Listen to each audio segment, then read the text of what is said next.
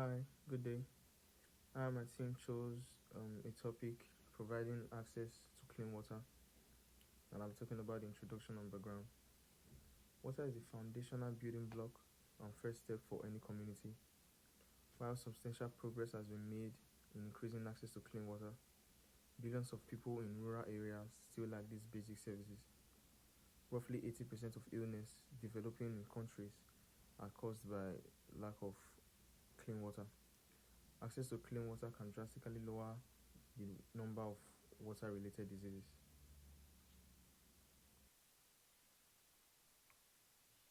There is nothing more essential to life on earth than access to clean drinking water. However, many rural parts of sub Saharan Africa and Asia suffer from water scarcity. People living in these rural communities lack the water they need to drink and perform other domestic functions. More often than not, families in these rural communities are impoverished for generations. This is because without access to clean water, an individual cannot function properly. So living a fulfilled life becomes very hard. It is often women and children that are affected the most by this because they bear the responsibility of carrying water for their families. The main cause of water pollution in sub-Saharan Africa is the heavy use of agrochemicals such as pesticides, which are used to achieve industrial scale farming.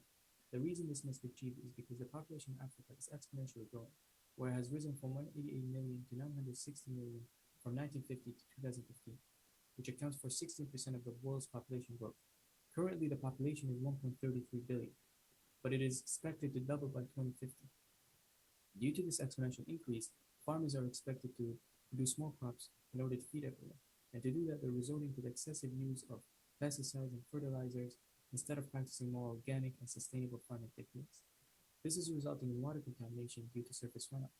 The reason is because when farmlands are exposed to rainfall or irrigation water, some of that water is not held within the soil structure. Rather, it moves to areas that have been sprayed with pesticides or nitrogen-rich fertilizers and transports these chemicals into water sources such as groundwater, rivers, and streams. This results in the contamination of these freshwater supplies and is responsible for the deaths of 500 children daily. Thank you for listening. Discussion and results.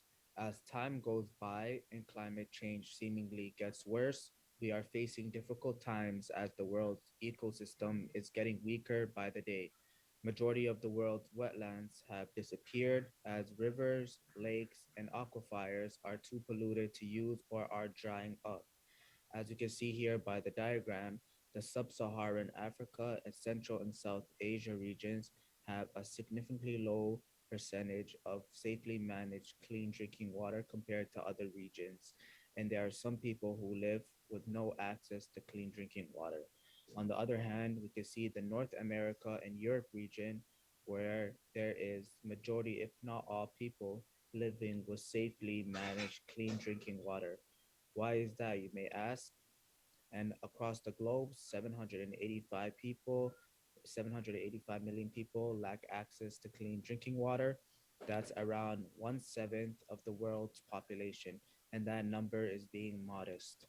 But the reality is, as the population of the world increases, this will cause the environment to be affected by climate change, which hence leads to harder access to fresh drinking water. Incompetent sanitation is a problem for more than 2.4 billion people across the globe, and easier access to clean water can help solve that. At the current rate, the world is heading towards, by 2025, around two-thirds of the world's population may face water shortages. The end goal should be clean drinking water for all, and I believe this is possible. It doesn't take one person or one country, but rather a collective unit to achieve a goal that would be a milestone for all of humanity. So, where are we now? We are currently undergoing a slow change in creating more water sources. Currently, one in every four people today don't have adequate access to clean water, although there has been a slight increase in the population access to clean water. We can expect 82% of the world's population to have access to clean water by 2030. Engineers have been providers of methods for meeting society's water supply and quality needs, and reverse osmosis has been the significant solution to this world crisis. It's a process where the technology filters out all salts from contaminated waters, making it clean. In conclusion, it is essential to provide access to clean water for these developing countries. People suffer daily due to unclean water sources, making them ill.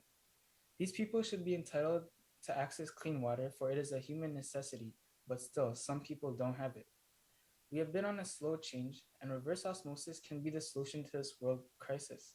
Its various implementations can benefit these developing countries, making it cost efficient and easily accessible. With new technological advancements, cheaper alternatives can be made, which can benefit vastly. Filtration units that contain the same process of reverse osmosis have the potential to speed the process of access to clean water globally, creating more resilient communities.